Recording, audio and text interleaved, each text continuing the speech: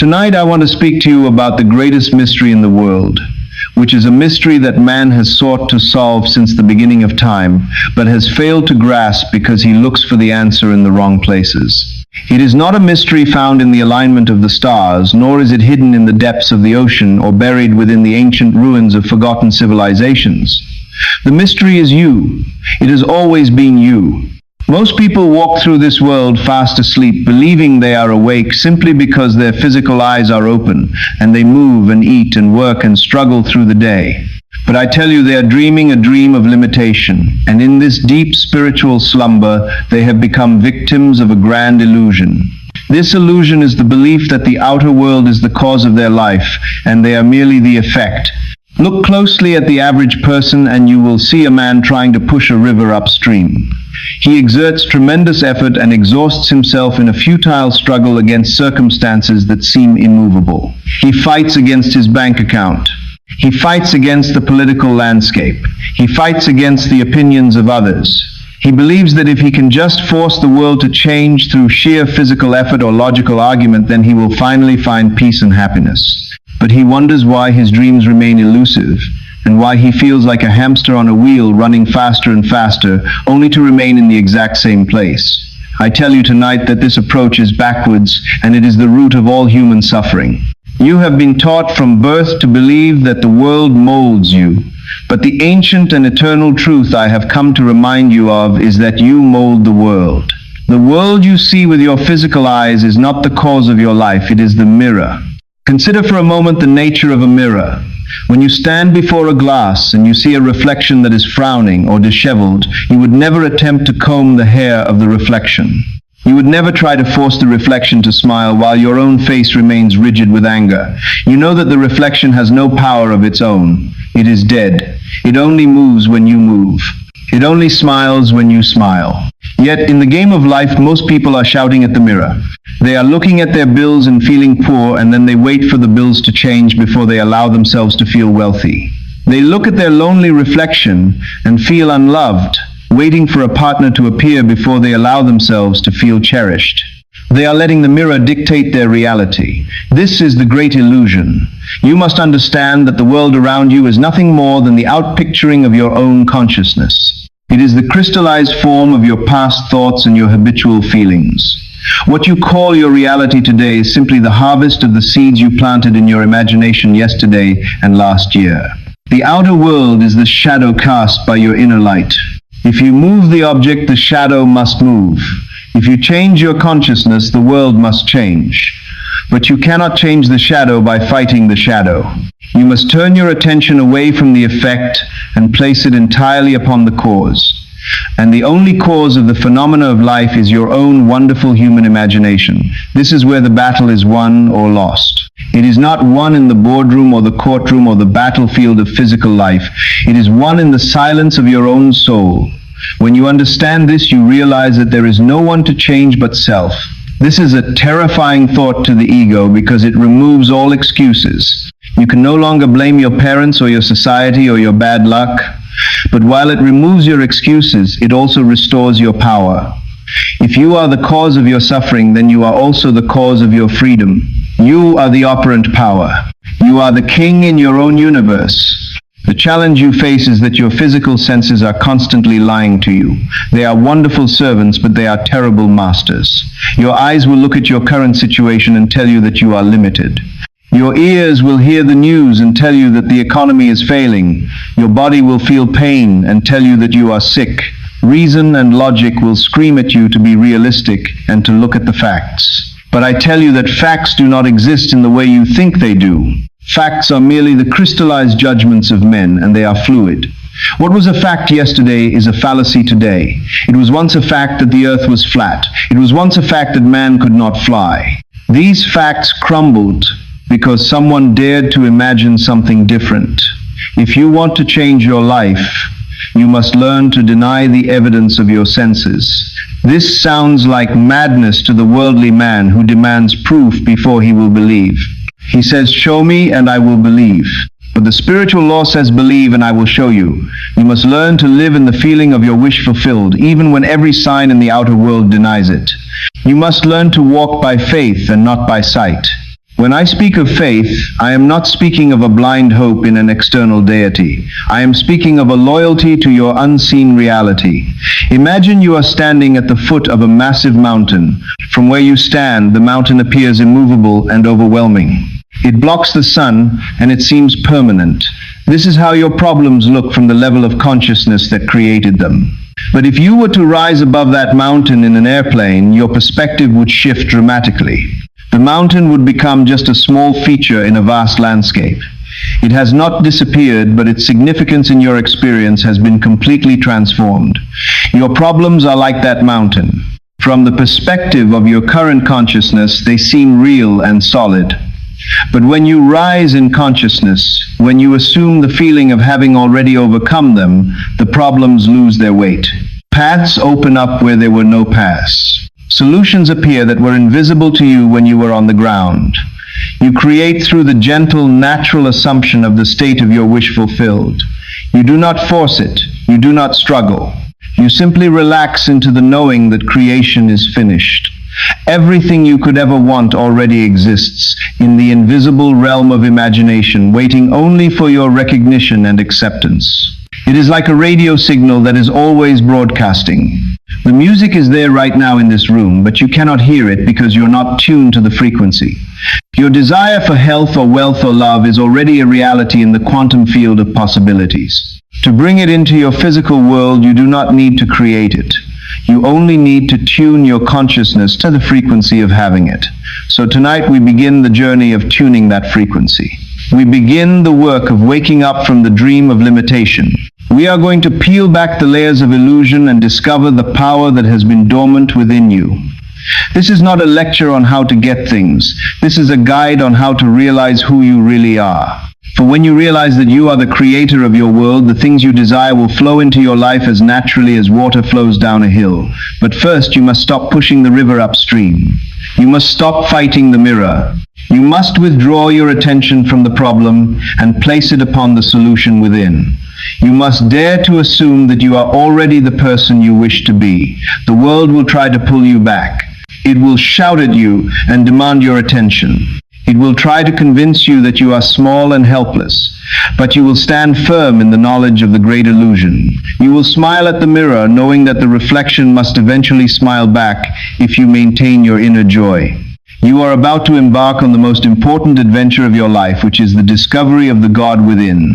Let us now turn our attention to the nature of this inner self and discover the secret behind the words, I am. Now that we have peeled away the illusion of the outer world, we must turn our attention inward to answer the most important question you will ever face. It is a question that seems simple on the surface, but if you truly contemplate it, the answer will shake the foundations of your universe. The question is simply this: who are you? If I were to ask you this right now, you might instinctively give me your name. You might say, I am John, or I am Mary. But that is not who you are. That is just the name given to your physical body to distinguish it from others. So strip away the name. If you did not have a name, you would still exist. You might then tell me your profession, saying, I am a doctor, or I am a teacher, or I am a factory worker. But these are just roles you play. They are garments you wear for a time. If you lost your job or changed your career, you would still be you. So strip away the job. Strip away the relationships. You say, I am a father, or I am a wife. These are beautiful roles, but they are relative to others. Who are you in the silence of your own being when no one else is around? Strip away your history. Strip away your race and your nationality. Strip away even the physical body itself, which changes from childhood to old age. What remains when everything else is removed? What is the irreducible substance of your being? It is simply the sense of existence itself. It is the awareness that says, I am. Before you are rich or poor, before you are sick or healthy, before you are happy or sad, you simply are. This fundamental awareness, this sense of being, is the only reality. It is the rock upon which your entire life is built. And I tell you tonight with the utmost conviction that this awareness, this I am, is God. This is not a blasphemous statement. It is the great secret that has been hidden in plain sight throughout the ages.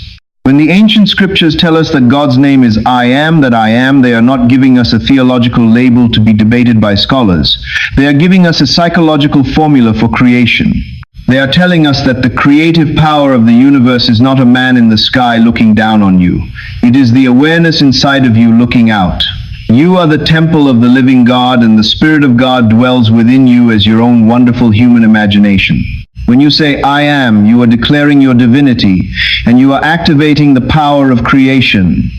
Most people use this power entirely unconsciously and often to their own detriment. They do not realize that I am is like a powerful magnet. Whatever you attach to it, you claim as your own, and you draw into your world. You are constantly defining yourself, and by defining yourself, you are creating your limitations. Listen to your daily conversation.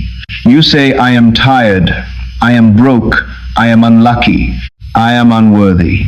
You think you are merely describing your reality. You think you are just stating the facts, but you are not describing the facts, you are creating them. Every time you attach a concept to I am, you are signing a cosmic contract. You are commanding your subconscious mind to make that statement true. When you say I am sick, you are not just reporting a symptom, you are identifying with the state of sickness. You are telling the universe that sickness is who you are. And the universe, which is always listening and always obedient, says yes. It confirms your definition. This is why the rich get richer and the poor get poorer. It is not because of luck or favoritism. It is because the rich man walks in the consciousness of wealth. He says, I am successful, and his world reflects that success. The poor man walks in the consciousness of lack. He says, I am struggling, and his world reflects that struggle. The operative power in both cases is the same. It is the power of the I am. The difference lies only in how that power is directed. You must understand that your consciousness is non-dual. There are not two gods. There is not a God of good and a God of evil. There is only one power, and it creates whatever you imagine. If you imagine failure, you are using the power of God to create failure. If you imagine success, you are using the power of God to create success. The energy is neutral. It is the direction of your attention and your conviction that gives it form. This is the great discovery. You are not a victim of the world. You are a victim of your own misuse of the I am. You have been a careless mental housekeeper, allowing all manner of negative thoughts and limitations to take up residence in your holy temple. But the moment you discover this, the moment you realize that I am is the master key, you can begin to change everything. You can stop being a slave to your past definitions and become the architect of your future. You do this by daring to assume a new definition of self. You do not wait for the outer world to change first. That is the old way of thinking. That is the illusion we spoke of earlier. You change the definition first in the silence of your own mind. You dare to stand in the face of lack and say, I am wealthy. You dare to stand in the face of sickness and say, I am whole. You dare to stand in the face of loneliness and say, I am loved. Now the logical mind will rebel against this. It will scream at you that you are lying. It will point to your bank account or your medical report and say, look at the facts. You are not wealthy, you are poor. But remember what we learned. The facts are just mirrors. They are reflections of your past consciousness. When you say, I am wealthy in the midst of poverty, you are not lying. You are prophesying. You are speaking a new truth into existence. You are calling things that are not seen as though they were. This is the act of faith. Faith is not believing that God might help you someday. Faith is knowing that I am is God and that your assumption is the creative act. Consider the actor on a stage. When he plays the part of a king, he may be a common man in his daily life. But on that stage, he assumes the feeling of royalty. He walks like a king. He speaks like a king. He commands authority. And for the duration of the play, the audience believes he is a king. He believes he is a king. He has suspended his disbelief and entered into the state of kingship. You must become the actor in the play of life. You must choose the role you wish to play, and you must wear it with the same conviction.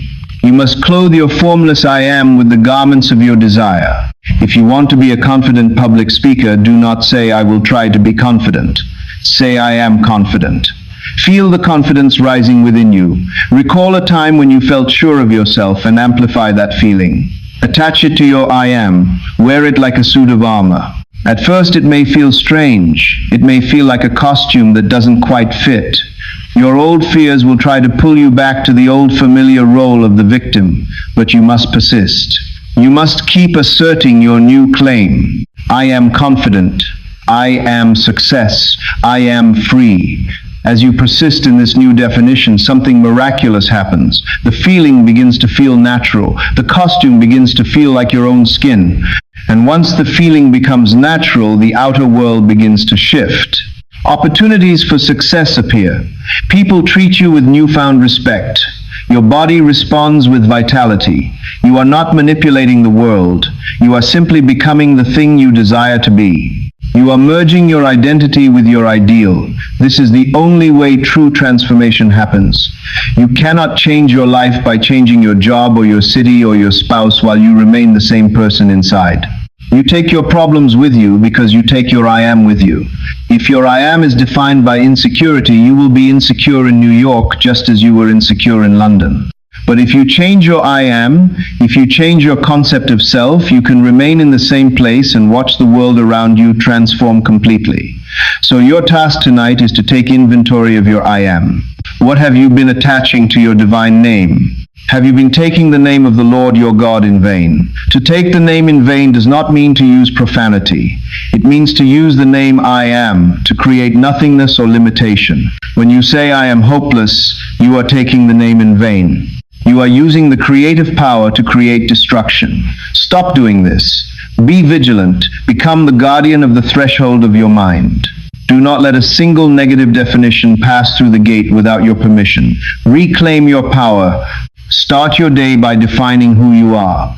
Before you get out of bed, before the world rushes in to tell you who you should be, take a moment to set your intention. Close your eyes and feel the I am. Feel that pure, unconditioned awareness. And then gently, boldly, lovingly attach your desire to it. I am healthy. I am abundant. I am at peace. Feel the reality of it. Anchor yourself in it. For this I am is the only reality, and upon this rock you shall build your kingdom. Now that we understand the nature of the Creator, we must learn how to navigate the obstacles that stand in His way, specifically the stubborn testimony of the physical senses. Now that we have established that your awareness is the creative power of the universe, we arrive at the great battlefield where the war for your destiny is fought. This is not a battle against external enemies or forces of evil. It is the battle against the testimony of your own senses. This is the greatest challenge you will face on the path of awakening, and it is the reason why so few people ever truly realize their dreams. We are trained from the moment we are born to trust our five senses implicitly. We are taught that if we can see it, touch it, taste it, smell it, or hear it, then it must be real. And conversely, if we cannot perceive it with our senses, then it must be unreal. We call this being realistic. We pride ourselves on being practical men and women who deal in hard facts. But I tell you tonight that this reliance on the senses is the very prison that holds you captive. Your senses are wonderful servants when you need to navigate the physical world, but they are terrible masters when you wish to create a new world. Your senses are essentially a feedback mechanism. They report to you what is happening right now, based on what you have created in the past. They are historians, not prophets. When you look at your bank account and see a zero balance, your eyes are reporting a fact. But that fact is merely the result of your past thoughts and feelings. It is a dead memory, frozen in the present moment.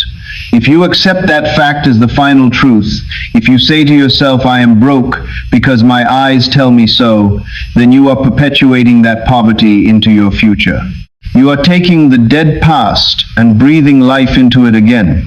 To become the master of your destiny, you must learn the spiritual discipline of ignoring the evidence of the senses. This sounds like madness to the rational mind. Reason and logic will scream at you. They will say, look at the piles of bills on the table. Look at the diagnosis from the doctor. Look at the rejection letter. How can you possibly ignore these things? They are staring you in the face. But I ask you, what is a fact? A fact is simply a crystallized judgment. It is a temporary arrangement of matter and circumstance. It was once a fact that the earth was flat. It was once a fact that humans could not travel faster than a horse. It was once a fact that you were a child. These facts dissolved and changed because consciousness expanded. The world is not made of hard, immovable rock. It is made of consciousness, and consciousness is fluid. I want to share with you a story from my own life that illustrates this principle perfectly. Many years ago, as a young man, I had a burning desire to travel to Barbados to see my family. But the facts of my life were screaming that it was impossible. I was living in New York City in the depths of winter. I had no job. I had no money. The year was 1933 and the world was in a depression. If I had consulted my reason, it would have told me to give up. It would have said, Neville, be realistic. You cannot afford a ticket. The ships are not sailing for you. Stay here and try to survive. The evidence of my senses was overwhelming. I could feel the biting cold of the New York winter. I could see the empty pockets of my trousers. I could hear the noise of the city streets. Everything in my outer world said, you are in New York and you are poor. But I had learned a secret. I had learned that I could deny this evidence. So I did not try to find a job to get the money. I did not write letters begging for help. Instead, I turned away from the facts. I went into my small room and I lay down on my bed. I closed my physical eyes to shut out the gray winter of New York. And then I opened my inner eye. I assumed that I was in Barbados. Now this is the key. I did not just think about Barbados. I did not just wish I was there. I ignored the sensory data of New York and I replaced it with the sensory data of Barbados. In my imagination, I felt the warmth of the tropical sun on my skin. I smelled the unique scent of the island, the mix of sea salt and blooming flowers. I heard the sound of the palm trees rustling in the wind. I felt the solid ground of my family's home beneath my feet. I slept in my bed in New York, but in my consciousness I was sleeping in my mother's house in Barbados. I did this night after night. When I walked the streets of New York in the snow, I physically felt the cold, but mentally I denied it. I told myself I am in Barbados and this cold is just a dream. I refused to let the outer world dictate my inner state. And do you know what happened? Without any effort on my part, without me having to manipulate a single person, a letter arrived from my brother. In it was a draft for money and a ticket for the ship. The impossible became possible. The facts of poverty and distance dissolved, and the imaginal act hardened into a new fact. Now, the skeptic will say that was just a coincidence, but I tell you, there are no coincidences. The world is a mirror. If I had continued to agree with the evidence of my senses, I would have remained in New York. I would have reinforced the state of lack. But because I dared to ignore the senses and live by faith, I changed the reflection. This is the essence of true faith. Faith is not a blind hope that something good might happen. Faith is the loyalty to an unseen reality. It is the courage to accept as true that which your reason denies. You are walking through this world as a dual being. You have an outer man who lives in the world of facts, and you have an inner man who lives in the world of imagination. The outer man is a slave to what he sees. The inner man is the master of what he creates. Most people let the outer man lead. They let the news, the gossip, and the circumstances dictate their mood. If the sun shines, they are happy. If it rains, they are sad. They are thermostatic creatures reflecting the temperature of their environment. I am calling you to be the generator of your own temperature. I am calling you to let the inner man lead. When the world says you are a failure, close your eyes and see yourself as a success. Hear the congratulations of your friends. Feel the pride of achievement. When the world says you are sick, close your eyes and feel the vitality of youth.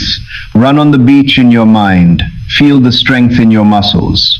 When you do this, you are not escaping reality, you are creating it. You are penetrating the facade of the physical world and touching the causal power behind it. Do not be afraid of being called delusional. The greatest visionaries of history were all considered delusional until their visions became reality. Was Edison delusional when he imagined a world lit by electricity? Was the Wright brother delusional when he imagined a machine that could fly? They ignored the evidence of their senses, which told them such things were impossible. They lived in the reality of their imagination until the physical world had no choice but to conform. You must have that same boldness. You must be willing to stand alone in your conviction. The moment you accept the evidence of your senses as final, you admit defeat. You cut yourself off from the infinite potential of the I am. You say to the universe, I am limited by what I see. But the universe is waiting for you to declare, I am limitless because of what I imagine. The technique is simple, but it requires discipline. It requires you to withdraw your attention from the problem. The more you look at the problem, the more you feed it. Stop staring at the empty mailbox. Stop checking the phone for the message that hasn't come. Stop discussing your troubles with your friends. By doing these things, you are worshiping the evidence of the senses. Instead, go into your inner room. This is the closet spoken of in the Bible. It is the sanctuary of your mind. Close the door to the outer senses. Shut out the noise and the distractions. And in that silence, construct the scene that implies your wish is fulfilled. Make it real. Give it all the tones of reality. Touch it. Smell it. Hear it. And then when you open your eyes and return to the physical world, carry that feeling with you. Do not let the outer world shake you. When the senses scream lack, you whisper abundance. When the senses scream conflict, you whisper peace. This is the narrow gate. Few find it because few are willing to trust the invisible over the visible. But you are here tonight because you are ready. You are ready to stop being a victim of the obvious. You are ready to become a master of the hidden. Remember, the outer world is dead. It has no life of its own. You are the life. You are the animator. Do not let the dead bury the dead. Let the dead facts of yesterday fade away and give life to the new facts of tomorrow through your refusal to bow to the evidence of the senses. As you practice this discipline, you will find that the world becomes plastic in your hands. It loses its rigidity. It becomes moldable. And you will realize that you never had to fight the world. You only had to withdraw your consent from its limitations. Now that we have cleared the debris of the senses, we must learn how to properly occupy the state of our desire through the art of thinking from the end. We have arrived now at the most critical distinction in the entire study of the law of assumption. This is the pivot point upon which your success or failure turns. You have learned to discover the I am within you, and you have learned to ignore the false evidence of the senses. But now you must learn how to properly use your imagination. Most people fail to manifest their desires, not because they lack imagination, but because they use it incorrectly. They make a fatal error in their mental positioning. They think of their desire instead of thinking from it. The difference between these two prepositions, of and from, is the difference between a daydream that fades into nothing and a reality that hardens into fact. Let us explore this subtle trap. When you think of your desire, you are looking at it as an object separate from yourself. You are here and your desire is over there. You are in the present moment of lack, and your desire is in the distant future of possibility. You might close your eyes and see a picture of yourself being wealthy or healthy or loved. You might look at this mental image with longing and hope. You might say to yourself, wouldn't it be wonderful if that were true? But notice your position. You are the spectator. You are the audience watching a movie of your own life. You are not the actor in the scene. As long as you are the spectator, you remain outside of the experience. You are affirming separation. By thinking of the desire, you are actually reinforcing the fact that you do not have it. You are telling the universe, I want this, which is a confession that I lack this. And since the law brings you more of what you are conscious of being, the state of wanting only creates more wanting. Perpetual hope is a perpetual denial of fulfillment. To transform your life, you must move from thinking of to thinking from. This is a radical shift in consciousness. It means you must step into the picture. You must occupy the state. You must look at the world from the perspective of the person who has already achieved the goal. Let me give you a classic illustration to make this crystal clear. I want you to think of the Eiffel Tower. In your mind's eye, you probably see a picture of the metal structure rising into the sky. You see its shape. You see the city of Paris around it. But where are you? You are likely here in your current physical location looking at a mental image of Paris. You are separated by thousands of miles. You are thinking, oh, F the tower. Now I want you to think from the Eiffel Tower. The instant you do this, everything changes. You are no longer looking at the tower, you are standing on the observation deck. You are looking down at the city of Paris spread out beneath you. You feel the cold wind whipping around the iron beams at that altitude. You grip the railing with your hands. You hear the chatter of tourists around you. You see the Seine River winding below like a silver ribbon. You are not seeing the tower anymore because you are in the tower. You are looking at the world from the tower. The feeling of separation is gone. You are one with the location. This is the secret. You must appropriate the state of your desire in the same way. You must physically and mentally occupy the space of fulfillment. Apply this to financial abundance. Most people think OF money. They imagine seeing a pile of cash on the table or looking at a bank statement with many zeros. But they look at it with anxiety or desperation from the perspective of a poor person wishing they were rich. This is thinking off. To think from wealth, you must ask yourself, how would I see the world if I were already wealthy? You would not be staring at money with wide eyes. Wealthy people are accustomed to money. Instead, you would be looking at a bill and feeling the quiet satisfaction of knowing it is easily paid. You would walk down the street and look at the shop windows, not with the feeling of I can't afford that, but with the feeling of I can have that if I choose. You would feel a sense of security and freedom in your chest. You would look at your friends and family from the perspective of someone who can help them. You are looking at the world through the eyes of wealth. Apply this to a relationship. Do not think of the person you love. Do not look at their face in your mind and pine for them. That keeps them away. That pushes them into the distance. Instead, think from the marriage. Wear the invisible wedding ring. Feel it on your finger. Twist it with your thumb. Feel the weight of it. Walk through your home and feel the presence of your partner in the other room. Sleep in your bed and feel that you are not alone. Look at the world as a married person. When you meet others, interact with them from the subtle assumption that you are already taken, that you are already cherished. This is thinking from the end. This shift requires a movement of consciousness. You must effectively move your inner self from where you are physically to where you want to be imaginatively. This is a spiritual travel. You are relocating your I am. It is like the story of Jacob and Esau in the Bible. Esau was the hairy man representing the rough outer world of facts. Jacob was the smooth-skinned man representing the inner world of imagination. Jacob wanted the blessing of his father Isaac, but Isaac was blind. He could only feel.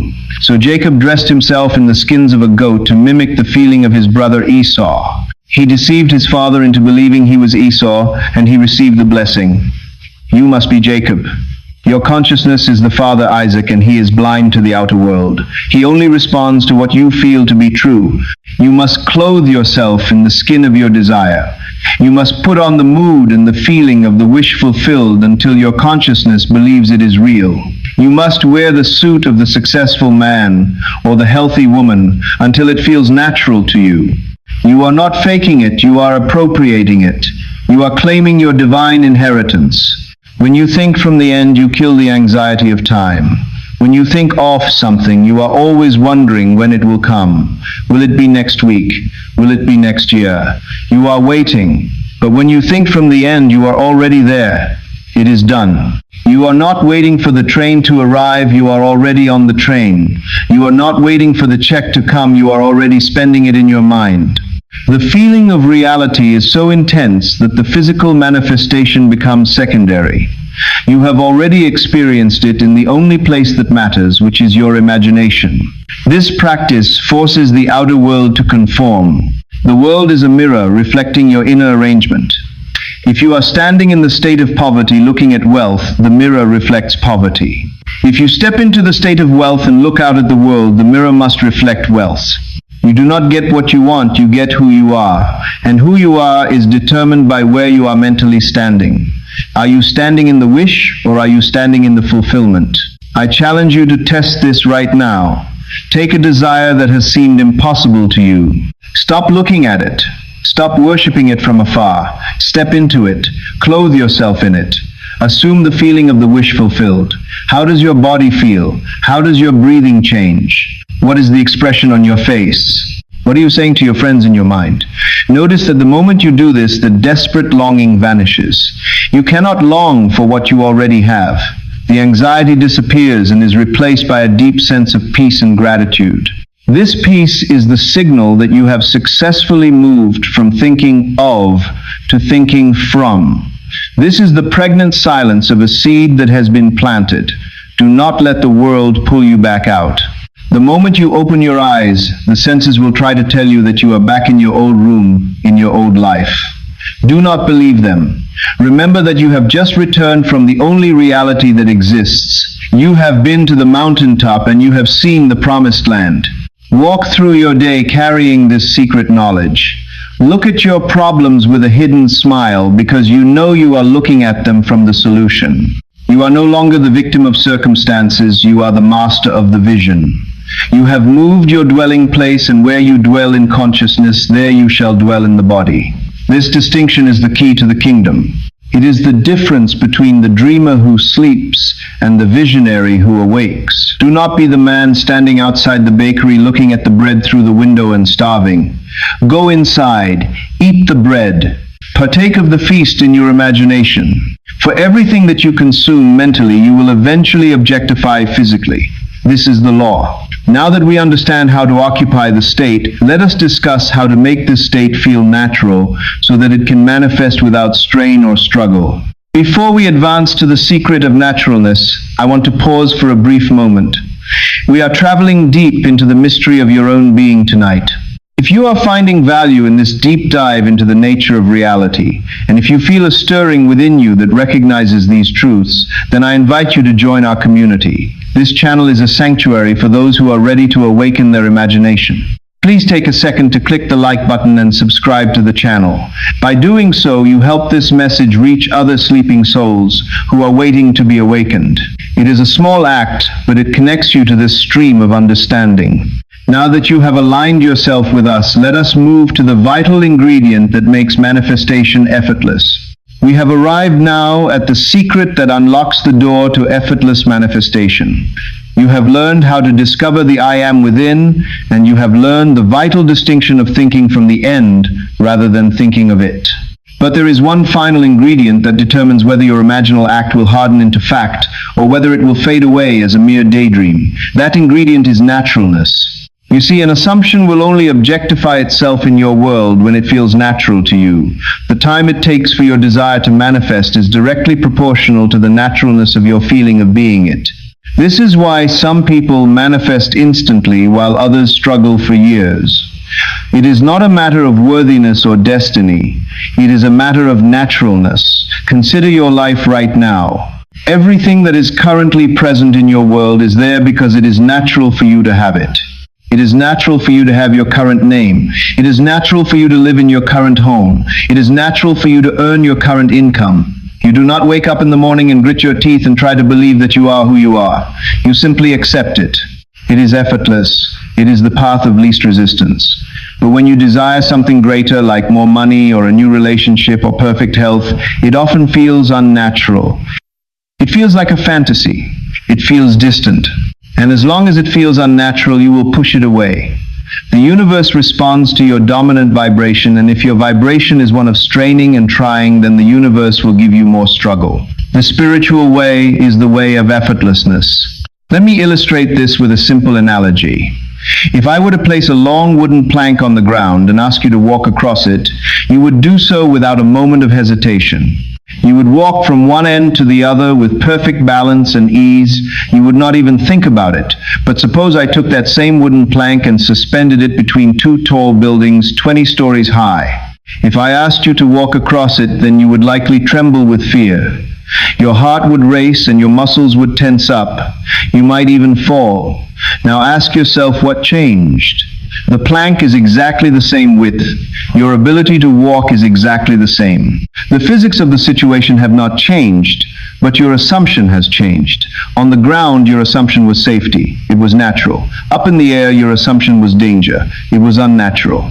The fear of falling paralyzed your natural ability to walk. This is exactly what happens when you try to manifest a big desire. You put it up on a pedestal. You make it a high-wire act. You tell yourself that becoming wealthy or finding true love is a huge, difficult task that requires tremendous effort. And because you have raised the stakes so high, you introduce the element of fear and tension. You try to force it. You try to use willpower. But willpower is the enemy of imagination. The harder you try, the more you emphasize the fact that you do not have it. To become the master of your world, you must learn to lower the plank. You must take that desire which seems so high and lofty and bring it down to the ground of naturalness. You must make the feeling of wealth as natural to you as the feeling of your morning coffee.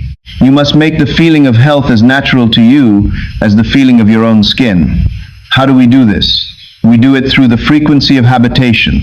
You do not need to stay in a deep meditative trance for 24 hours a day. That is not practical, and it often leads to more strain. Instead, you must learn to frequently dip your consciousness into the feeling of the wish fulfilled. Think of it like breaking in a new pair of shoes. When you first put them on, they feel stiff and uncomfortable.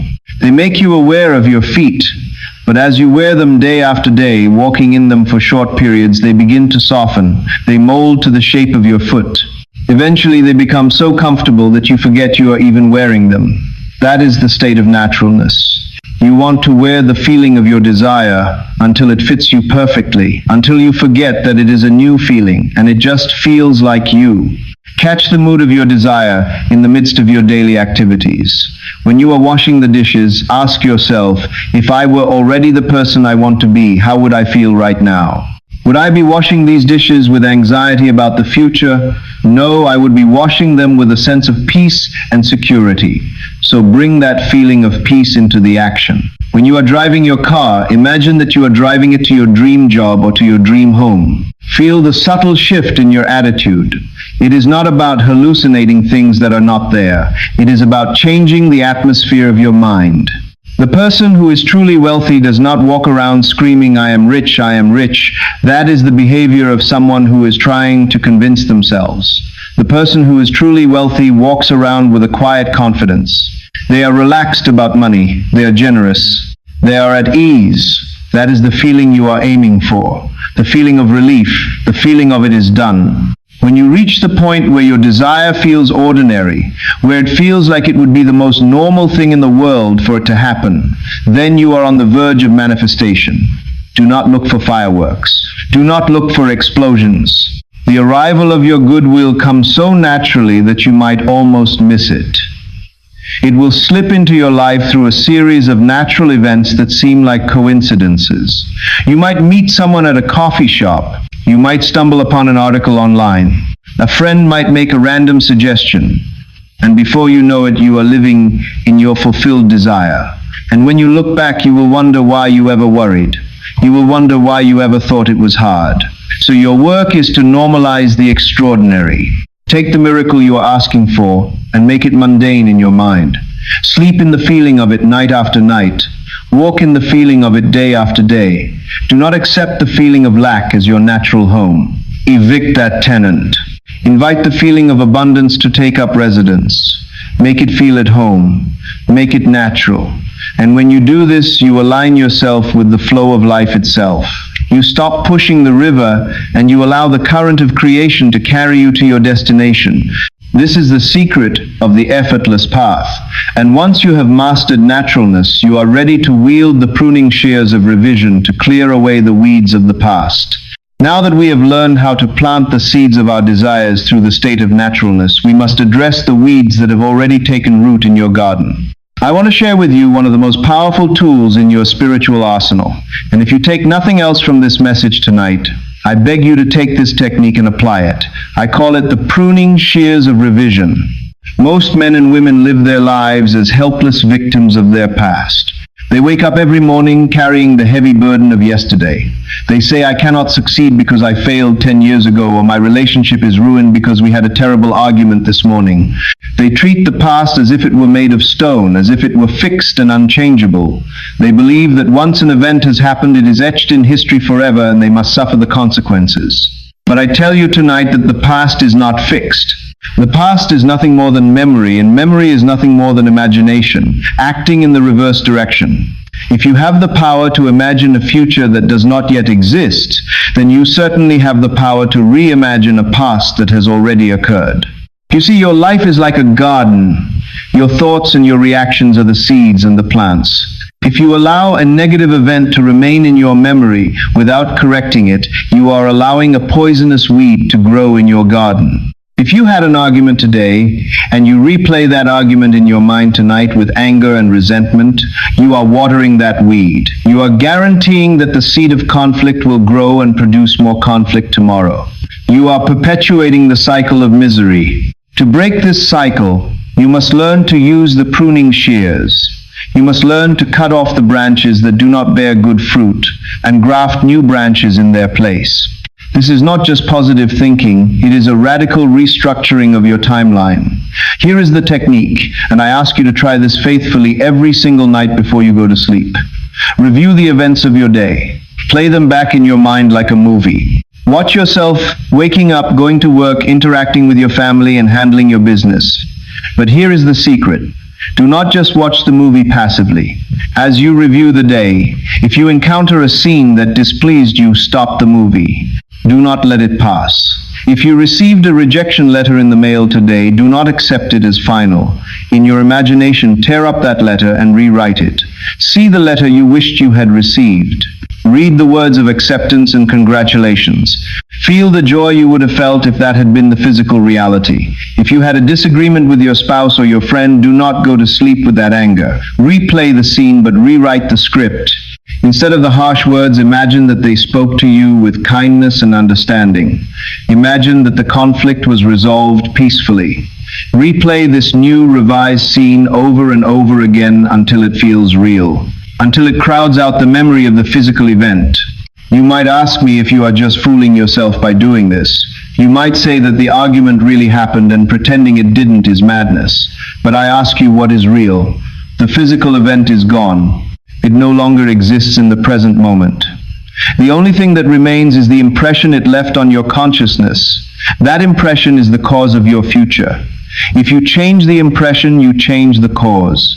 By revising the past, you are literally changing the frequency of your consciousness. You are telling your subconscious mind that the loving interaction is the truth and the argument was the lie. And because your subconscious mind creates your reality based on your dominant feelings, it will accept this new revised version as the instruction for tomorrow. I have seen miracles happen with this technique. I have seen estranged families reunited because one person dared to revise the argument. They did not have to apologize physically or force a conversation. They simply revised the memory within themselves, and the other person responded to that shift in energy. I have seen health restored because a patient revised the diagnosis. Instead of hearing the doctor say the disease is incurable, they heard the doctor say, "It is a miracle you are recovering." They pruned the weed of fear and grafted the branch of hope. This practice allows you to live a life of total freedom. You no longer have to fear making mistakes because you know that anything can be corrected. If you stumble today, you can fix it tonight. You can wipe the slate clean. You can go to sleep every night with the satisfaction of a day well lived, even if the physical day was full of challenges. This keeps your vibration high. This keeps you in the state of the wish fulfilled.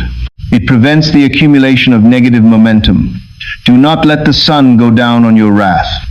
This biblical command is not just about morality, it is about spiritual survival. Whatever you take into sleep with you becomes the blueprint for your tomorrow. If you take regret and anger into the subconscious deep of sleep, you will wake up in a world that reflects that regret and anger. But if you use the pruning shears, if you revise the day and make it conform to your ideal, you will fall asleep in a state of success and peace, and you will wake up in a world that is moving to meet your new expectation. Make this a daily habit. Just as you wash your hands to remove the dirt of the physical world, use revision to wash your mind of the dirt of negative experiences. Keep your garden clean. Keep your imagination pure. By doing this, you stop being a victim of your history and you become the prophet of your future. You realize that you are not bound by what has happened. You are only bound by what you accept as true. So accept only the best. Rewrite the script of your life every single day until the play reflects the glory of the God within you. Now that we have cleansed the past, let us turn our attention to the voice that speaks in the present, the discipline of your inner speech. We must now turn our attention to the most constant and pervasive activity of the human mind, which is your inner speech. You may not realize it, but you are talking to yourself every single moment of your waking life. There is a voice in your head that is constantly commenting on your world, judging your experiences and rehearsing future conversations. This internal monologue is not merely a passive commentary on life. It is the very cause of the life you experience. The world you see around you is nothing more than your inner speech frozen into physical form. If you want to know what your life will look like next week or next month, simply listen to what you are saying to yourself today. Most people are completely unaware of this creative power they wield so carelessly. They allow their inner speech to run wild like an undisciplined child. They carry on mental arguments with people who are not present. They justify their failures. They rehearse their grievances. They tell themselves over and over again how difficult life is, how unfair people are, and how impossible their dreams seem. They do not realize that every word they speak in the silence of their own mind is a command issued to the universe. When you argue with your boss in your imagination, you are planting the seeds of conflict that will inevitably manifest in your workplace. When you complain about bills in your inner conversation, you are ordering more lack and debt for your future. To take control of your destiny, you must go on a strict mental diet. Just as you would not feed your physical body with rotten food or poison, you must refuse to feed your mind with negative and destructive thoughts. You must become the master of your internal dialogue. This requires a high degree of vigilance and discipline. You must catch yourself in the act of negative thinking. When you find yourself slipping into a mental argument or a spiral of worry, stop immediately. Do not fight the thought, but simply replace it. Change the channel. If you are mentally arguing with someone, rewrite the script instantly. Hear them apologizing to you. Hear them praising you. Hear them agreeing with you. We must distinguish between spending your thoughts and investing your thoughts. Most people spend their thoughts wastefully. They squander their creative energy on petty grievances, fear, and anxiety. This is a waste of your divine inheritance. To invest your thoughts means to use your inner speech constructively to build the life you desire. When you speak to yourself from the premise of your wish fulfilled, you are investing. You are depositing creative energy into a future that will pay you rich dividends. You must match your inner speech to your fulfilled desire. This is the key to congruency. You cannot say you want to be wealthy and then walk around all day whispering to yourself about how expensive everything is. Those two frequencies cancel each other out. If you were truly wealthy, what would your inner speech be like? You would not be worrying about prices. You would be saying things like, "I can afford that," or "Isn't it wonderful to have this abundance?" You would be speaking from a place of security and gratitude. You must adopt this inner tone before the money appears. You must speak the language of the state you wish to occupy. Construct a short phrase that implies the fulfillment of your desire and make it your habitual inner chant. A phrase like, "Isn't it wonderful?" is incredibly powerful because it implies that something great has happened without you having to figure out the details. When you repeat "Isn't it wonderful" in your mind, with feeling you are setting the mood of expectation, you are tuning your consciousness to the frequency of miracles. Or you might use a simple phrase like "Thank you." Repeat "thank you" over and over again as if you have just received the greatest gift of your life. This generates the feeling of gratitude, and gratitude is the ultimate state of receivership. Your inner speech must verify your aim. If you imagine yourself as a success, but your inner voice is criticizing you and calling you a fraud, you will never succeed. Your inner voice must become your greatest cheerleader. It must become the voice of the ideal you. Speak to yourself with kindness. Speak to yourself with confidence. Remind yourself constantly of who you really are. I am strong, I am capable, I am divine. Let these affirmations drown out the old programming of limitation. This discipline is not easy at first. The old habits of negative thinking run deep like grooves in a record, but with persistence you can create new grooves. You can train your mind to naturally gravitate towards thoughts of success and harmony. And as you change your inner speech, you will be astounded by how quickly your outer world changes to match it. The people in your life will begin to say the things you have heard them say in your imagination.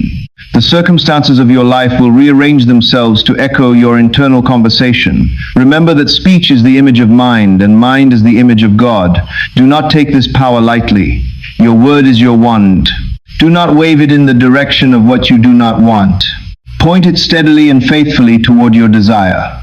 Let your inner conversation be a perpetual prayer of thanksgiving for the good that is already yours. When your inner speech matches your desire and your feeling matches your inner speech, manifestation is instantaneous. You have aligned the whole of your being with your creative purpose. Now that we have mastered the art of talking to ourselves, we must understand how this influences the people around us. Through the mystery of everyone is you pushed out. We arrive now at the most challenging and yet the most liberating concept in the entire study of mysticism. It is a truth that the human ego resists with all its might because it removes the luxury of blame. But if you can grasp it, if you can truly accept it, it will transform every relationship in your life from a battlefield into a sanctuary. This is the truth, that everyone is you pushed out. When you look at the world around you, do not see a collection of separate, independent individuals acting on their own free will. You are seeing a projection of your own consciousness. The people in your life are messengers. They are actors playing the roles that you have written for them in the secret script of your own mind. Most people live in the illusion of separation. They believe that their husband or their wife or their boss is the cause of their misery. They say, if only he would change, I would be happy. Or if only she were more understanding, my life would be better. They spend their energy trying to change others through force, through argument, through manipulation, and through nagging. But I tell you that trying to change another person by force is as futile as trying to comb the hair of your reflection in the mirror. The reflection cannot smile if you are frowning. The other person cannot treat you with respect if you hold the deep conviction that you are not respected. You see, consciousness is the only reality, and we are all interconnected within this one vast consciousness. When you hold a strong assumption about another person, you are actually broadcasting a telepathic command to them. If you assume that your boss is a tyrant who never appreciates your work, you are compelling him to play the role of the tyrant. He may be a kind and generous man to his family. He may be gentle with his friends. But the moment he enters your presence, he must conform to your expectation of him. He cannot help it. He is under the compulsion of your own imaginal act.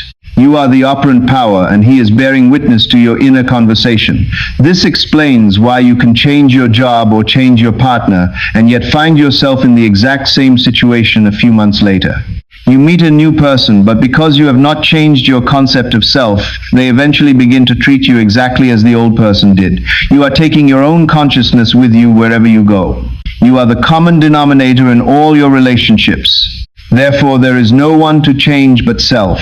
This is a hard pill to swallow because we love to play the victim. We love to feel self-righteous in our suffering. But the victim mentality is a prison cell with an unlocked door. You can walk out at any moment by taking full responsibility for your world. If there is someone in your life who is causing you pain, do not hate them. Do not argue with them. Instead, withdraw your attention from their behavior. Go into the silence of your own mind and rewrite the script. Ask yourself how I would treat them if they were the person I wanted them to be. How would they treat me? Construct a scene in your imagination where you are interacting with them in a loving and harmonious way.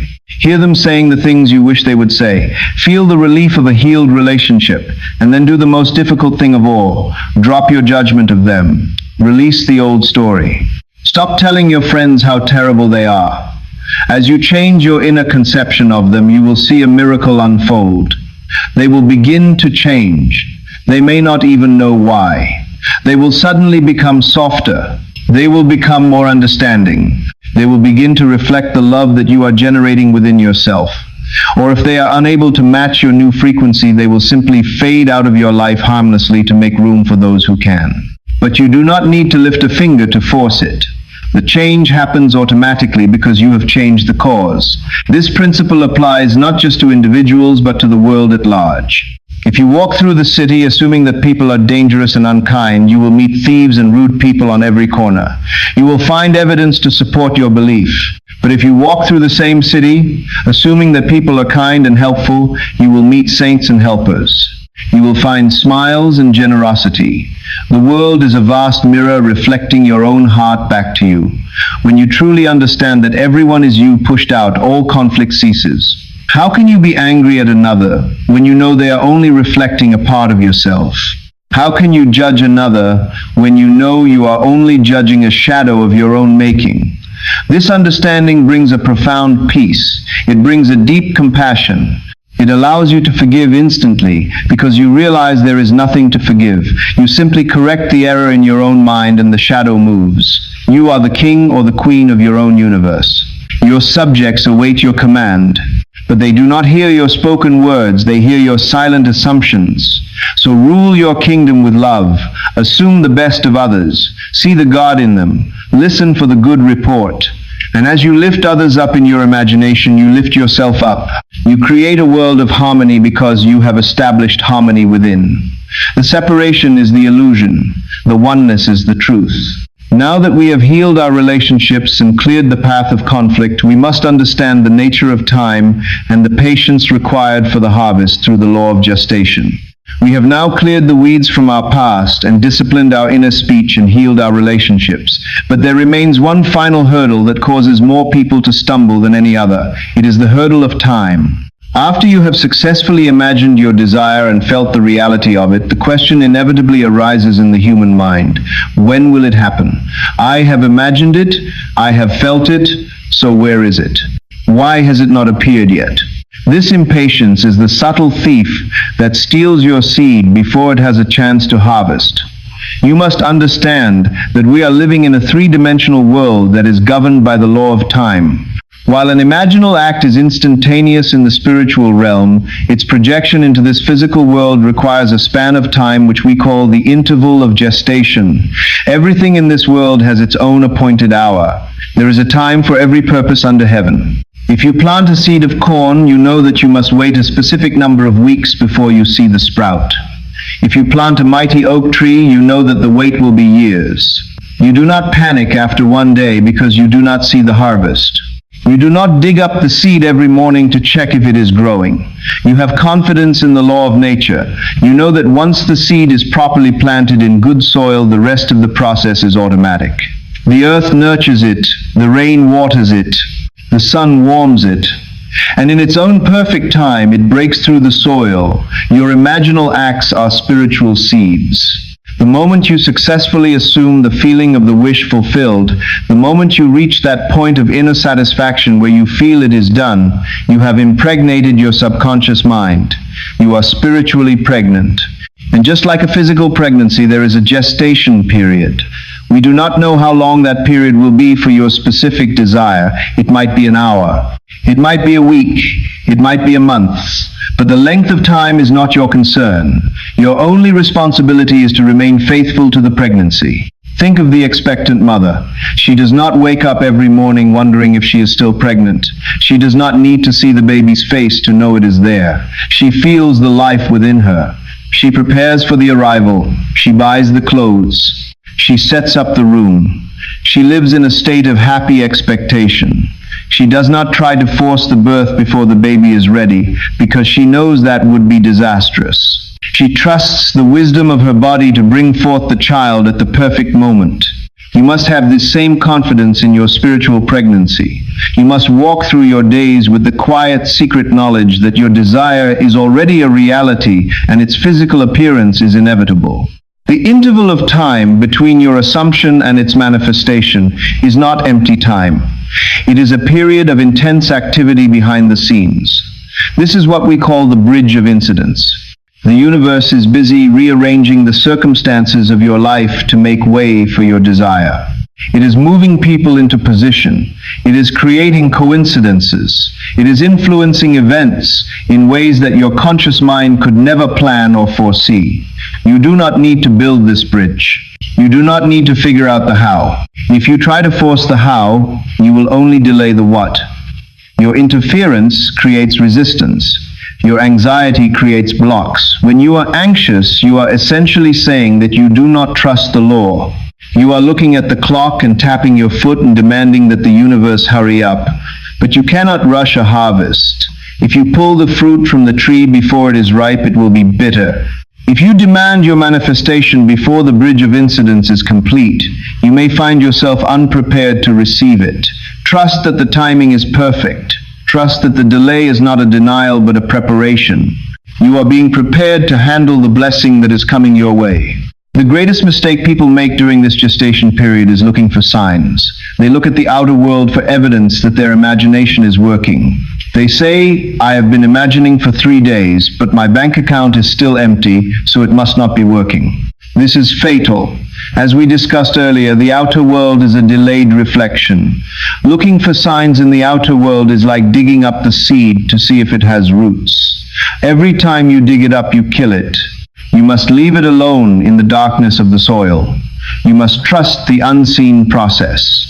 True faith is the ability to maintain the feeling of the wish fulfilled when there is absolutely no evidence to support it.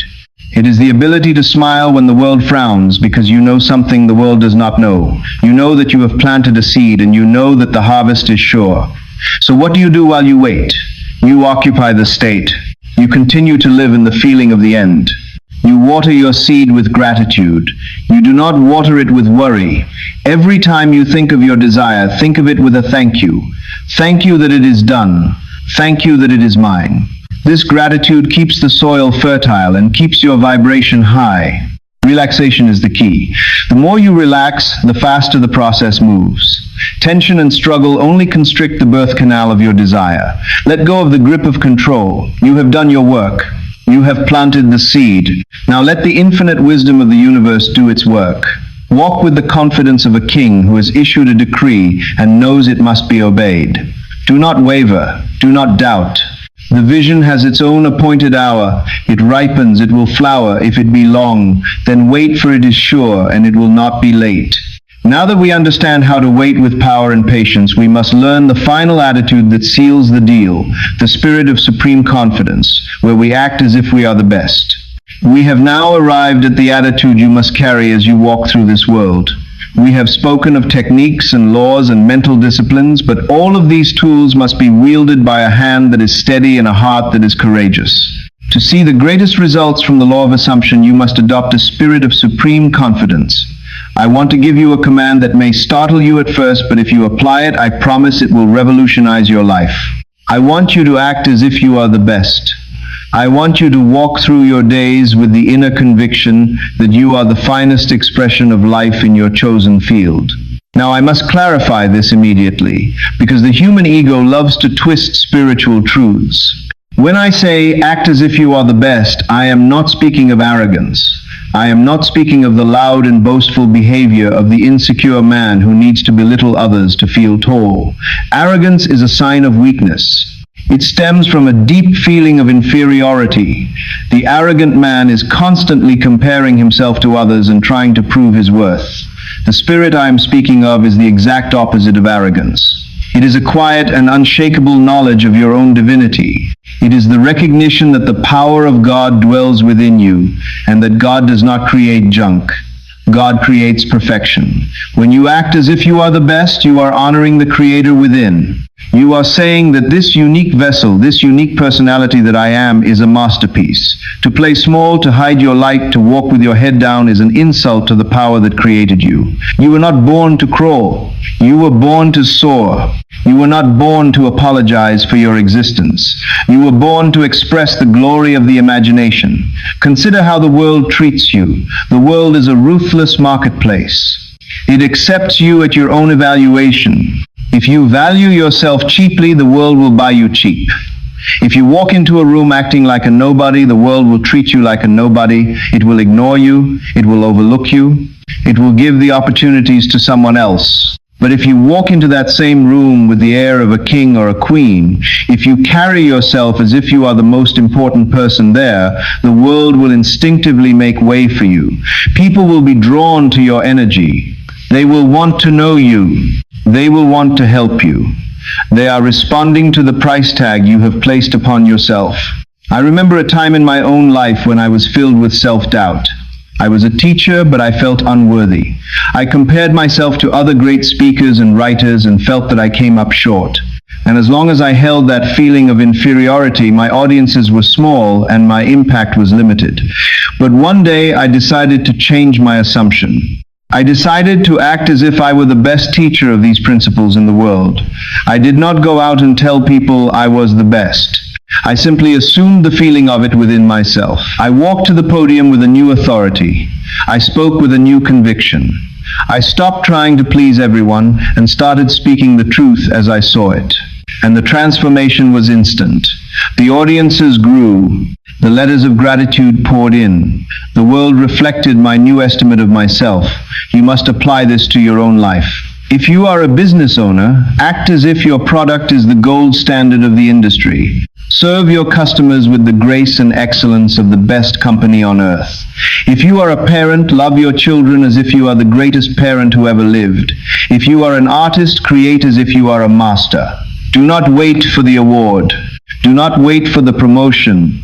Do not wait for the applause. You must claim the title first in your imagination. You must wear the crown before anyone can see it. There is a profound psychological truth here. We become what we act like. If you act the part of the failure, you will feel like a failure and you will produce failure. If you act the part of the success, you will feel like a success and you will produce success. This is not about being fake. It is about practicing the vibration of your ideal self. It is rehearsal. Every great athlete rehearses their victory before they step onto the field. Every great musician hears the perfect performance in their mind before they play a note. You are the actor in the divine play of life. Why would you choose to play the role of the extra or the victim when the role of the hero is available to you? Remember the ancient instruction, let the weak say, I am strong. It does not say, let the weak hope to be strong. It says, let them claim it, let them assert it in the face of their weakness. This is the alchemy of the spirit. When you claim greatness, you summon the dormant forces of your subconscious mind. You wake up the giant within. You will find yourself having ideas you never had before. You will find yourself with energy you never had before. You will find yourself doing things you were afraid to do. The assumption of being the best actually draws the best out of you. Do not be afraid of judgment. There will always be those who are uncomfortable with your confidence. There will always be those who want you to stay small so they can feel comfortable in their own smallness. Do not listen to them. Their opinion is irrelevant. The only opinion that matters is your opinion of yourself. Stand tall in your own truth. Walk with a stride that says, I know where I am going, and I know who I am. So I challenge you today. Raise your standards. Raise your expectation of yourself. Stop settling for mediocrity. Stop blending in with the crowd. Step out and be the bold, unique expression of God that you were meant to be. Act as if you are the best, and watch how the world rises to meet you. Watch how the doors open. Watch how the red carpet is rolled out. You are the operant power, and the world is waiting for your command. Now that we have armed ourselves with this spirit of greatness, we are ready to understand the final and ultimate purpose of this entire journey, which is the promise of awakening. We have traveled a long distance together tonight. We have spoken of how to use your imagination to acquire wealth and health and relationships. We have discussed the techniques of revision and inner speech and the confidence required to live as the best version of yourself. And indeed, these things are important. It is your divine right to live a life of abundance and joy. It is your Father's good pleasure to give you the kingdom. You should not feel guilty for desiring the best that this world has to offer. However, I would be failing you as a teacher if I allowed you to believe that the accumulation of things is the final goal of your existence. Do not make the mistake of thinking that the purpose of the law of assumption is merely to turn you into a magician who conjures up toys. The cars, the houses, the fame, the money, these are lovely toys, and you should enjoy them while you are here. But you must understand that they are temporary shadows. The car will rust, the house will eventually crumble, the fame will be forgotten. Even the physical body you wear will eventually fade and return to the dust. If your entire philosophy is built only on getting things, then you are building your house on the sand. There is a deeper purpose to all of this. There is a mystery that transcends the world of Caesar. The true purpose of using the law is not the manifestation itself, but what the manifestation proves to you. When you imagine a state and you see it harden into fact, you are proving to yourself that you are the operative power. You are proving that your imagination is the creator. And as you prove this over and over again, you begin to ask the ultimate question. Who is this imagination? Who is this I am that has the power to breathe life into the invisible? And the answer to that question is the ultimate promise of Scripture and the destiny of every soul walking this earth. The answer is that you are God. You are not a tiny human being struggling to appease a deity in the sky. You are of the infinite Creator who emptied himself of his glory to become man, so that by experiencing the limitations of man he could awaken as God. You are here in this school of life to exercise your creative muscles. You are here to undergo the furnaces of experience. Every desire you have is a calling to expand your awareness. Every problem you face is an opportunity to discover your own power. The ultimate promise is not that you will be the richest man in the graveyard.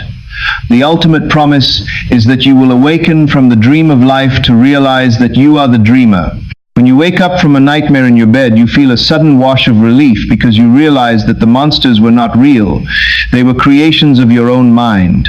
In the same way, the ultimate goal of this spiritual path is to wake up within the dream of life and realize that death and poverty and fear are not absolute realities. They are shadows you created to teach yourself the power of your own light. When you grasp this truth, you become free in a way that the world cannot understand. You are no longer afraid of losing things because you know you created them and you can create them again. You are no longer afraid of death because you know you are the eternal being who wears the body like a garment. You walk through the world, but you are not of the world. You play the game of life with a light heart because you know the outcome is already assured. You know that you and the Father are one. This realization changes the way you use the law. You no longer use it with desperation or greed. You use it with love. You use it to bless. You use it to lift others up. You understand that because there is only one consciousness, hurting another is only hurting yourself, and blessing another is blessing yourself. You become a conscious co-creator with the infinite. You begin to dream nobler dreams. You dream of a world of peace. You dream of a world where every child is fed and every person is free. And because you know the law, you know that these dreams are not futile wishes, but actual prophecies that you are bringing to pass. Do not settle for the lesser gifts. Do not be satisfied just because you manifested a pay raise or a new car. Keep going. Keep testing the power. Keep expanding your imagination until you break the shell of your limited ego and emerge as the winged spirit that you truly are. The world is a cocoon, and you are here to hatch. The pressure you feel, the challenges you face are simply the forces necessary to break the shell. So I invite you to set your sights on the highest goal. Use the law to cushion the blows of life, yes. Use it to live beautifully, yes. But always remember that the giver is greater than the gift. Do not fall in love with the gift and forget the giver. The giver is your own wonderful human imagination. Seek first this kingdom of understanding, and all the other things will be added unto you automatically. You are destined for something far greater than you can currently conceive. You are destined to know yourself as the author of the universe. This is the promise that was made to you before the foundation of the world, and it is a promise that cannot be broken. You will awaken. You will remember who you are. And on that day you will laugh at the sorrows of the past, because you will see that they were the fires that forged your eternal gold. Walk in this confidence. Walk in this peace. You are the dreamer, and the dream is yours to command. We have come to the end of this particular journey tonight, but in truth, your real journey is just beginning. You have sat here and listened to these words, and intellectually you may have nodded in agreement. You have heard that you are the operative power. You have heard that the world is a mirror. You have heard that your imagination is the only reality. These are beautiful concepts. They resonate with a deep truth that has been buried within your soul. But I must warn you, with all the seriousness I can muster, that hearing is not enough. Intellectual agreement is not enough. You can memorize every word I have said tonight. You can quote every principle of the law of assumption. And yet your life can remain exactly as it is if you do not take the final and most crucial step. That step is application. You must become the doer of the word and not the hearer only. The world is full of spiritual scholars who are living in poverty and sickness. They know the law, but they do not live the law. I do not want you to be one of them. I want you to be the living, breathing evidence of this power. I want you to be the fruit of this teaching, because the only thing that matters is results. If this philosophy does not work in the crucible of your daily life, then it is useless. But I tell you, it does work. It has worked for me. It has worked for thousands of others. And it will work for you if you dare to put it to the test. You now hold the keys to the prison cell. The door is unlocked, but you are the one who must stand up and walk through it. So I am issuing a challenge to you tonight. I challenge you to prove me wrong. I challenge you to prove that you are not God.